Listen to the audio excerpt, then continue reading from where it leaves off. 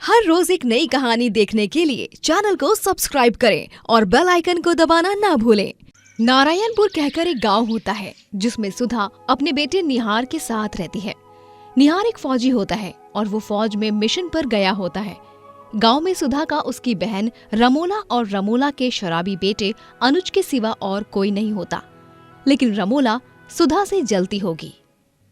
एक सुधा दीदी का बेटा निहार है जो फौजी है और एक मेरा बेटा शराबी है। मैं तो परेशान हो गई हूँ। हे माँ, मुझे पैसे दे दे, मुझे आज शराब पीनी है। कुछ नहीं मिलेगा तुझे आज। नाक में दम करके रख दिया है तूने मेरे। मैं लोगों के घरों में जा जाकर काम करती हूँ और तू मेरे खून पसीने की मेहनत को एक पल में उड़ा देता है। माँ, प्यार से मांग रहा हूँ तो दे दे, वरना छीन कर ले जाऊंगा मैं। जीवन में और क्या ही आता है तुझे, नालायक लड़के। अनुज रमोला के पैसे छीन कर चला जाता है। सुधा बहुत स्वादिष्ट खाना बनाती है और एक दिन जब वो आटे के गुलगुले बना रही होती है तभी उसे अपने बेटे निहार की याद आ जाती है। मेरा निहार होता तो गरम गरम गुलगुलों को खत्म करने लगता। उससे बहुत ज्यादा पसंद है ये गुलगुले। पगला कहीं का, पता नहीं कब आएगा अब मुझसे मिलने। बहुत दिनों से फोन भी नहीं किया है उसने मुझे। सब ठीक तो होगा ना वहाँ मिशन पर? न जाने क्यों पिछले एक हफ्ते से मेरा दिल बड़ा घबरा रहा है। भक, क्या सुधा, तू भी ना कभी कभी कुछ ज्यादा ही सोचती रहती है। सब कुछ कुशल मंगल ही होगा, मुझे पूरा विश्वास है। लेकिन 2 दिन बाद दुश्मन संग जंग लड़ते समय निहार अपने भारत देश के लिए शहीद हो जाता है और उसे तोपों की सलामी दी जाती है, जिसके बाद उसकी बॉडी को कॉफिन में रखकर उसके गांव लाया जाता है। अपने शहीद बेटे को देख सुधा के पैरों तले जमीन खिसक जाती है। निहार, अरे बेटा उठना राजा। निहार, निहार मेरा बच्चा, ऐसा नहीं हो सकता। तू मुझे छोड़कर नहीं जा सकता। दीदी, संभालिए अपने आप को दीदी। छोटी मेरा निहार नहीं रहा। छोटी, मैं क्या करूंगी अब? कैसे जीऊंगी इसके बिना? निहार, उठना बाबू। सुधा निहार के जाने के बाद पूरी तरह अकेली हो चुकी थी। वहीं रमोला का बेटा अनुज उसके जमाए हुए 25,000 रुपए लेकर भाग चुका था, जिसके बाद रमोला और ज्यादा चिंताग्रस्त हो चुकी थी। वहीं अब सुधा के घर पर दूध वाला हिसाब मांगने आता है। अरे सुधा काकी, पिछले 2 महीने से आपने मेरा हिसाब नहीं चुकाया है। जल्दी से पैसे दे दीजिए, वरना मैं आपको दूध देना बंद कर दूंगा। वो दरअसल निहार नहीं रहा। मैं तुम्हें अगले महीने दे दूंगी पैसे मटरू। बस इस महीने थोड़ा सहन कर लो, भगवान के लिए। ठीक है सुधा काकी, लेकिन बस इसी महीने, अगले महीने दे दीजिएगा। ये लीजिए आज का दूध। जल्दी से पतीला दीजिए, उसमें भर देता हूँ। ठीक है। सुधा दूध वाले मटरू को पतीला देती है, जिसमें वो दूध भरकर उसे वापस देता है और फिर वहां से चला जाता है। सुधा अब चिंतित हो गई थी क्योंकि पैसे आने का अब कोई जरिया नहीं था। अब इतने सारे खर्चे हैं, कैसे पूरे होंगे? मुझे कुछ ना कुछ तो करना होगा। हाँ, मैं खाना बना कर बेचूंगी। खाना बना कर बेचने पर मुझे पैसे मिलेंगे। मेरे हाथ का खाना अच्छा और ठीक ठाक बन जाता है। गांव के चौक में एक छोटा सा ढाबा खोलूंगी मैं अब अपना। सुधा अब अपने सोने का कंगन बेचती है और उन पैसों से गांव में एक ढाबा खोलती है, जहां पर वो तरह तरह के स्वादिष्ट व्यंजन बनाकर बेचती है और लोगों को उसके हाथ का बना खाना भी बहुत पसंद आने लगता है। वाह, क्या लजीज बिरयानी बनी है। आहा, सुधा काकी, थोड़ा सा रायता मिल जाता तो सोने पे सुहागा हो जाता। हाँ बेटा, हाँ बिल्कुल मिलेगा। 1 मिनट, अभी बूंदी वाला रायता बनाती हूँ तुम्हारे लिए। अरे सुधा काकी, मुझे और 2 पनीर पराठे चाहिए। और हाँ, ये अचार एकदम बढ़िया बना है, थोड़ा और अचार भी दे दीजिएगा। हाँ ठीक है बेटा, अभी देती हूँ। ये ढाबा नहीं, खाना खजाना है भाई। यहाँ के खाने जैसा खाना और कहीं भी नहीं मिलता है।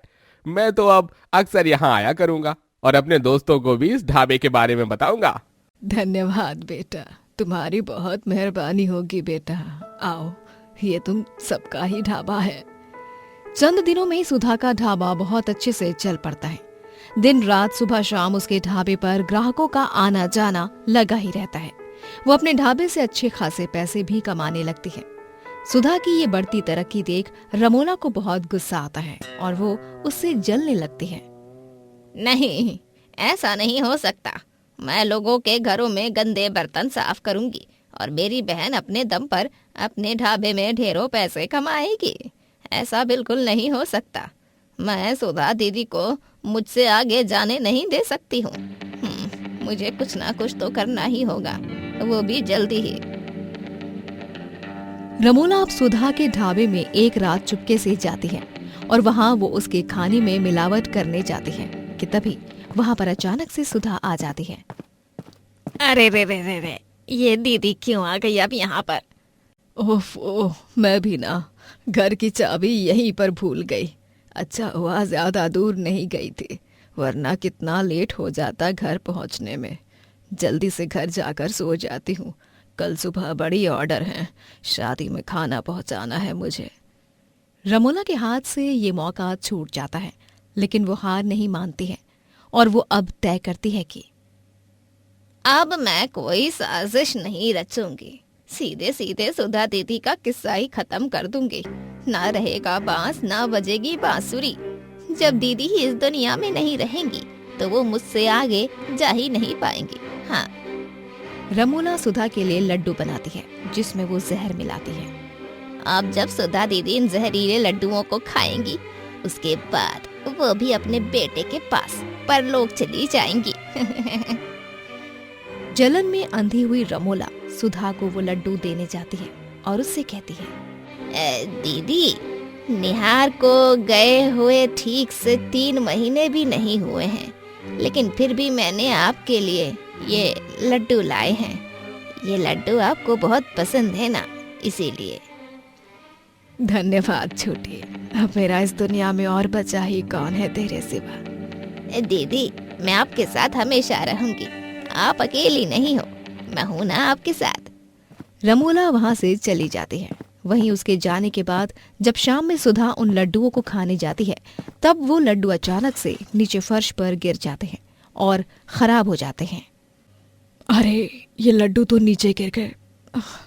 छोटी इतने प्यार से बनाकर लाई थी इन्हें मेरे लिए। खैर कोई बात नहीं, अगली बार फिर से बनवा लूंगी उससे मैं। अब ये खराब हो चुके हैं, इन्हें फेंकना ही सही रहेगा। सुधा उन लड्डुओं को फेंक देती है। वहाँ रमोला को लगता है, अब तक तो मेरी बेचारी प्यारी दुलारी दीदी चल बसी होंगी। रमोला उस रात अचानक से बहुत बीमार हो जाती है और तब उसके पास कोई नहीं होता। वो बहुत अकेला महसूस करती है। कोई है? अब मैं क्या करूं? किसे बुलाऊं? मेरी तबीयत तो बहुत ज्यादा खराब होती जा रही है। तभी उस रात सुधा उसके पास आती है और उसे बेहोश देखने पर वो उसे फौरन अस्पताल ले जाती है। अच्छा हुआ पेशेंट को सही समय पर यहाँ ले आई, वरना आज तो उनकी जान चली ही जाती। उनका बीपी भी काफी लो हो चुका था और टेंशन लेने के कारण दिल की धड़कनें भी थमने लगी थी। हे भगवान, आपका लाख लाख शुक्र है, मेरी छोटी को कुछ नहीं हुआ। जब रमोला को ये सब पता चलता है तब उसे काफी शर्मिंदगी महसूस होती है और वो सुधा को अपना सारा गुनाह कबूल कर देती है। मुझे माफ कर दो दीदी, मैंने आपके साथ बहुत बुरा और गलत किया है। छोटी, तूने मेरे साथ किया है, मैं तुझे उसके लिए कभी माफ नहीं करूंगी। लेकिन हाँ, तुझे अपनी गलती को सुधारने का एक आखिरी मौका दूंगी, क्योंकि तेरी आंखों में दिख रहा है कि सच में तुझे अपनी गलती का एहसास हो चुका है। उस दिन के बाद से रमोला और सुधा दोनों एक साथ रहने लगती हैं और रमोला सुधर कर अच्छे से पेश आने लगती है और दोनों बूढ़ी बहनें बुढ़ापे में भी दिन रात मेहनत करके ढाबा चलाती हैं और खूब तरक्की करती हैं। ज्योतिनगर नामक एक गांव में पुष्कर अपनी बहन सुजाता के साथ रहता है। उनके साथ उनकी बुआ कम्मो भी रहती है। उन दोनों ने बचपन में ही अपने माता पिता को एक हादसे में खो दिया था। पुष्कर का गांव में एक मशहूर ढाबा था जहां पर उसके हाथ का बना मटका चिकन सभी गांव वासियों का मनपसंद था। रोजाना उसके ढाबे पर ग्राहकों की लंबी कतार लगी ही रहती। सुजाता भी अपने भाई के ढाबे के कामों में मदद करती रहती। सुजाता, जाकर टेबल नंबर 3 पर ये ऑर्डर दे दे। तब तक मैं लाइन में लगे ग्राहकों को संभालता हूँ। ठीक है पुष्कर भैया। अरे वाह पुष्कर, यह मटका चिकन की ग्रेवी तो एकदम जबरदस्त बनी है। मजा ही आ गया भाई यार, मैं तो और खाऊंगा। धन्यवाद। अरे बिल्कुल बिल्कुल, ये लो। पूरे गांव में ही क्या, पूरी दुनिया में पुष्कर के जैसा अनोखा मटका चिकन नहीं मिलेगा। एकदम कमाल का बना है पुष्कर भैया, चखते फट्टे। शुक्रिया मेरे दोस्त, बहुत बहुत शुक्रिया। पुष्कर और सुजाता दिन रात बहुत मेहनत करते हैं। पुष्कर का एक जिगरी दोस्त होता है जिसका नाम कपिल होता है। कपिल की गांव में एक परचून की दुकान है, लेकिन वो दुकान कुछ खास चल नहीं रही होती है। जब पुष्कर अपने ढाबे के कमाए पैसों से नया घर लेता है, तभी वो कपिल को भी बुलाता है। ये लो कपिल, मुंह मीठा करो। धन्यवाद सुजाता, तुम बहुत अच्छी हो। कपिल को सुजाता पसंद थी, लेकिन साथ ही अपने दोस्त पुष्कर को अपने आप से आगे जाते हुए देख कपिल को खूब जलन होती है। इस पुष्कर का तो सब कुछ अच्छा ही होते जा रहा है। नहीं, पुष्कर आगे और मैं पीछे, ऐसा नहीं हो सकता। मुझे इसकी राह में कांटे तो बिछाने ही पड़ेंगे। मुझे इसकी खुशियां बर्बाद करनी होंगी हर हाल में। कपिल जलन और गुस्से की आड़ में पुष्कर को बर्बाद करने की योजना बनाने लगता है। वो चुपके से पुष्कर के ढाबे में घुसकर उसके पास रखे चिकन को इंजेक्ट किए हुए चिकन से बदल देता है। ये सारे चिकन जानलेवा है। इनमें केमिकल्स का इंजेक्शन मारा गया है ताकि ये बड़े हो सके। इसे खाने से गांव वासियों की तबीयत बुरी तरह खराब हो जाएगी और तभी होगी पुष्कर की बर्बादी शुरू। मैं उस पल का इंतजार नहीं कर सकता। बेचारा कपिल उसी बदले हुए चिकन को इस्तेमाल करके मटका चिकन बनाना शुरू करता है, और जब ग्राहक वो मटका चिकन खाते हैं वो 2 दिनों बाद बीमार पड़ने लगते हैं। जिन जिन ग्राहकों ने पिछले 2 दिनों में पुष्कर के ढाबे पर मटका चिकन खाया था, उन सभी को फूड पॉइजनिंग हो जाती है। सभी पुष्कर के ढाबे पर आकर उस पर पत्थर से वार करने लगते हैं। नहीं, बचाओ। अरे क्यों रे पुष्कर के बच्चे, गांव वालों की जान लेना चाहता है क्या तू? हाँ, गंदा इंजेक्टेड चिकन बेचकर तूने आधे गांव के लोगों को फूड पॉइजनिंग का शिकार बना दिया है। तुझे तो हम छोड़ेंगे नहीं। तेरी जगह अब हवालात में है। अभी पुलिस को फोन लगाता हूं मैं। लेकिन भाई साहब, मैंने कुछ नहीं किया है। मैं तो रोज फ्रेश चिकन ही इस्तेमाल करता हूं, मेरा यकीन करो। ऐसा बिल्कुल भी नहीं है भाई साहब। अरे तुम चुप रहो सुजाता, तुम तो अपने भाई की ही तरफदारी करोगी। हम सब जानते हैं कि चिकन और मटन के भाव आसमान छू रहे हैं, इसीलिए अपने पैसों की बचत की खातिर तुम्हारा ये मूर्ख नालायक भाई हम गांव वालों की जान के साथ खिलवाड़ कर रहा है। ऐसा बिल्कुल भी नहीं है भाई साहब। हाँ भाई साहब, हमारा भरोसा कीजिए। इतने सालों से ऐसा कुछ नहीं हुआ। बहुत बार चिकन के दाम बढ़े भी और घटे भी, लेकिन ये अचानक से, ये जरूर किसी की सोची समझी चाल हो सकती है। अरे गलतियों पर पर्दा मत डालो बेशरम आदमी। फूड इंस्पेक्टर आकर पुष्कर के ढाबे के चिकन की टेस्टिंग करते हैं और वो इंजेक्टेड चिकन देखकर हैरान रह जाते हैं। इस गुनाह के चलते पुष्कर को जेल की सजा सुनाई जाती है और उसे जेल की सलाखों के पीछे बंद कर देते हैं। सुजाता को अपने भाई को यूं जेल में देख बहुत रोना आता है। ना ना ना सुजाता, रो मत। आप चिंता मत कीजिए भैया, देखना मैं आपको जल्द से जल्द इस जेल से बाहर निकाल कर ही रहूंगी, ये मेरा वादा है आपसे। पुष्कर के ढाबे को अब बंद कर दिया जाता है, इसीलिए सुजाता अब गांव में घरों घरों में जाकर झाड़ू पोछा की नौकरी ढूंढने का प्रयास करती है। लेकिन जो औरत सुजाता की शक्ल देखती वो उससे कहती है, निकल जाओ यहाँ से, हमें नहीं चाहिए तुम जैसी धोखेबाज और लालची नौकरानी। तुम्हारे भाई ने जैसे आधे गांव को मारने का प्लान बनाया है, वैसे ही अगर तुमने भी हमारे घर के खाने में मिलावट करके चोरी वोरी कर ली तो हम क्या करेंगे? हैं? ये आप कैसी बेतुकी बातें कर रही हो काकी? मैं भला ऐसा क्यों करूंगी? और ना ही मेरे भाई ने कुछ गलत किया है। वो निर्दोष है, बेकसूर है, और ये पूरे गांव को बहुत जल्द साबित करके दिखाऊंगी। उस औरत की बातें सुनकर सुजाता को बहुत बुरा लगता है, लेकिन वो कुछ भी बोलकर नहीं दिखाती और सर झुकाकर वहां से निकल जाती है। घर जाकर कम्मो बुआ को सब पता चलने पर, निराश मत हो सुजाता बिटिया, सब कुछ ठीक हो जाएगा। बस वक्त और ऊपर वाले पर भरोसा रख। हाँ कम्मो बुआ, बस जल्द से जल्द मैं उस गुनहगार को ढूंढ लूं जिसने फ्रेश चिकन को इंजेक्टेड हानिकारक चिकन से बदला था। मैं जरा कपिल से मिलकर आती हूँ बुआ जी, उसकी दुकान से उधार सामान लाती हूँ, वो दे देगा हमें। जब सुजाता कपिल की दुकान पर जाती है तभी वो उसे फोन पर बात करते हुए सुन लेती है।